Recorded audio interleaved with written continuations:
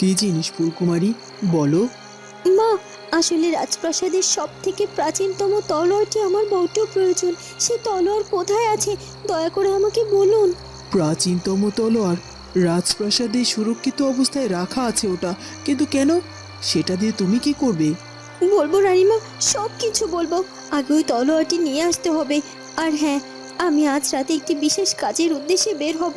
আপনি দয়া করে রাজকুমারকে সামলে নেবেন, কারণ সে যদি জানে আমি রাজপ্রাসাদে নেই তাহলে যে বড্ড উদ্বিগ্ন হয়ে পড়বেন তিনি।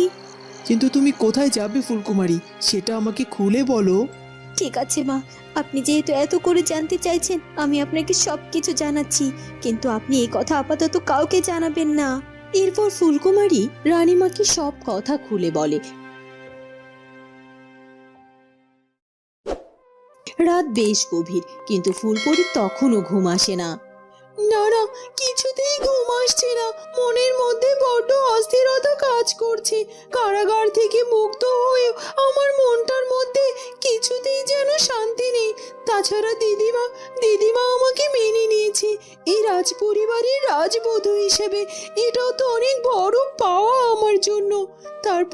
তারপরও আমি কেন আমার মনের মধ্যে শান্তি পাচ্ছি না? আমার যে বড্ড একা একা লাগছে। বারবার মনে হচ্ছে আমি একটিবার গিয়ে রাজকুমার প্রতাপকে দেখে আসি। আচ্ছা, এখন তো অনেক রাত, নিশ্চয়ই রাজকুমার প্রতাপ ঘুমিয়ে পড়েছে। আমি এক কাজ করি, আমি বরং রাজকুমার প্রতাপের কক্ষে গিয়ে তাকে চুপি চুপি দেখে আসি। তাহলে হয়তোবা মনটা ভালো লাগবে আমার। হ্যাঁ হ্যাঁ, সেটাই ভালো হবে। আমি বরং রাজকুমার প্রতাপের কক্ষেই যাই। এরপর ফুলপরী গভীর রাতে রাজকুমার প্রতাপের কক্ষে যায়, কিন্তু রাজকুমার প্রতাপের কক্ষে গিয়ে দেখে রাজকুমার প্রতাপ তার কক্ষেই নেই। এ কি, এতটা রাত হয়ে গেছে অথচ রাজকুমার প্রতাপ তার কক্ষে নেই? তার মানে রাজকুমার প্রতাপ এখনো ঘুমোয়নি। কিন্তু কোথায় গিয়েছে সে? আচ্ছা, আমি কি রাজকুমার প্রতাপকে একটু বেশি বিরক্ত করে ফেলেছি? হ্যাঁ হ্যাঁ, তাই হবে। অবশ্য সে তো আমাকে ভালোবাসে না, সে তো ভালোবাসে ফুলকুমারীকে। আমি এক কাজ করি, রাজকুমার প্রতাপ কোথায় আছে সেটা দেখি, তারপর তার কাছে গিয়ে আমি ক্ষমা চেয়ে নেব। সে যদি আমাকে না চায় তাহলে আমি তাকে কোনোভাবেই বিরক্ত করব না। এ কথা বলে ফুলপরী রাজকুমারের কক্ষ থেকে বেরিয়ে যায়।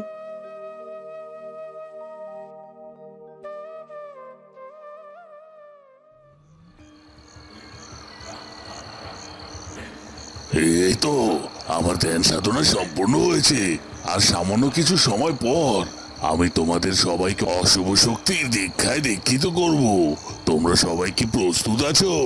হ্যাঁ তান্ত্রিক বাবা, আমরা সবাই প্রস্তুত আছি। আমরা গ্রামের সবাই চাই আপনার অশুভ শক্তির বর্ষতা স্বীকার করতে। ঠিক আছে, তোমরা যেহেতু আমার অশুভ শক্তির বর্ষতা স্বীকার করবে, তাহলে তোমাদের আরো কিছু কথা মানতে হবে। আর সেটা হলো, তোমাদেরকে অশুভ শক্তির সাধনা করতে হবে। আর এই অশুভ শক্তি ছাড়া আর কখনো শুভ শক্তির পথে যাওয়া যাবে না। তোমাদের মনে করতে হবে তোমাদের অশুভ শক্তি তোমাদের রক্ষাকারী। আর যদি তোমরা এটা মেনে নিতে পারো, তাহলে এই বিষাক্ত নিঃশ্বাস থেকে তোমরা রক্ষা পাবে। হ্যাঁ হ্যাঁ, আমরা সব কিছু মেনে নিয়ে অশুভ শক্তির বর্ষতা স্বীকার করতে চাই। আর তাছাড়া আমাদের এখন প্রাণের থেকে বড় মূল্যবান আর কোনো কিছুই নেই। আমরা বাঁচতে চাই, আমাদেরকে বাঁচান। বাবা, এটা তো আমার পরিকল্পনার মতোই কাজ হচ্ছে। আমি যেটা চেয়েছিলাম সেটাই এতদিন পর করতে পেরেছি। আমি তো ভেবেছিলাম আমি হয়তো বা কখনো কোনোভাবে আমার অশুভ শক্তির বিস্তার করতে পারবো না। এখন সত্যি সত্যি সেটা সম্ভব হচ্ছে। আর এই সব কিছু তন্ত্র সাধিকার জন্য হচ্ছে। সত্যি তন্ত্র সাধিকা, তোমাকে অনেক ধন্যবাদ। এবার দেখো এই অশুভ শক্তিকে আমি কোথায় পৌঁছে দেই।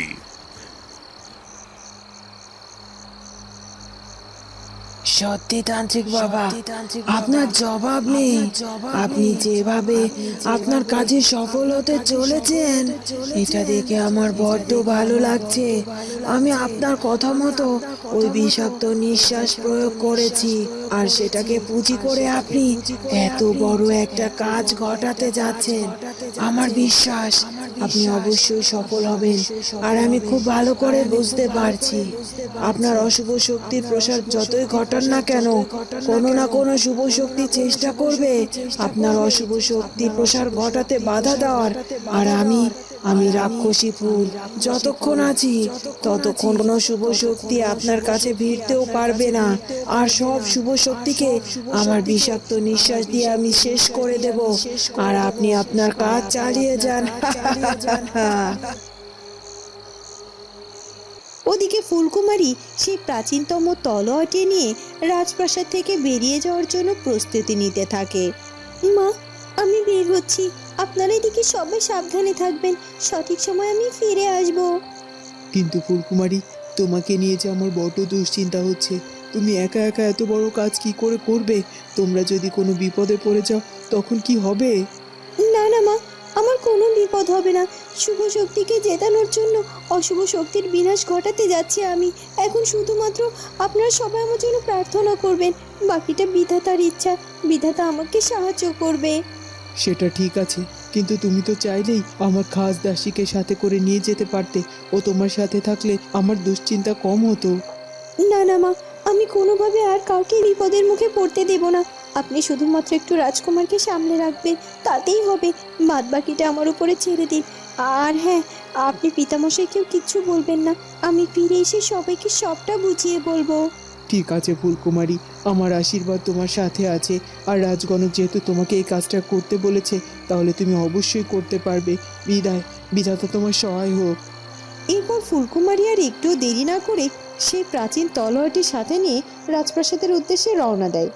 বন্ধুরা, কি হতে চলেছে এরপর সেটা জানবো আমরা ফুলকুমারী গল্পের পরবর্তী পর্বে। আর আমাদের আজকের পর্বটি ভালো লাগলে অবশ্যই আমাদের চ্যানেলটিকে সাবস্ক্রাইব করে দিও। দেখা হবে নতুন পর্বে। ধন্যবাদ।